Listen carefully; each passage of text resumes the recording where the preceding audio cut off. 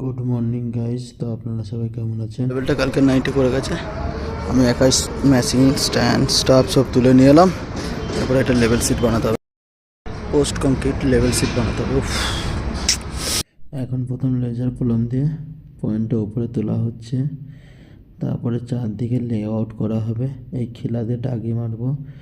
এখন খাবার খেয়ে বসে আছি, আর একটা দাদা আমার পয়সা এই ছেলেটা আমার 500 টাকা লিলিছে, আমাকে আর দিচ্ছে নি।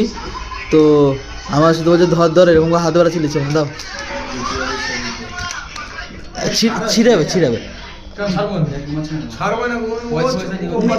যদি পয়সাটা ছিঁড়ে যায়, দীপঙ্কর দাদা দায়ী থাকবে, আমাকে 1000 টাকা দেওয়ার জন্য। আমি সব ভিডিও করছি গানেরা। সাক্ষী রয়েছে সৌমেন দা, শুভেন্দু দা। তোমরা সাক্ষী আছে তো? সাক্ষী আছে তো? তোমরা সাক্ষী আছে তো যে ছিলে ইনি ছিলেন? পাইনি, ঠিক আছে। কত যে পুরো পায়ের 12টা বাজে দিয়েছি, রডটা এখানে লেগেছে, পুরো ফাটিয়ে রক্ত বার করে দিয়েছি। আল্লাহ,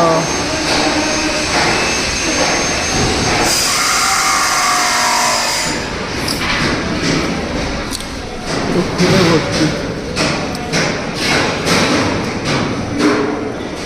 8:30 বাজছে, এখনো গাড়িতে আছি, রুম যাব বলে রেডি হচ্ছি।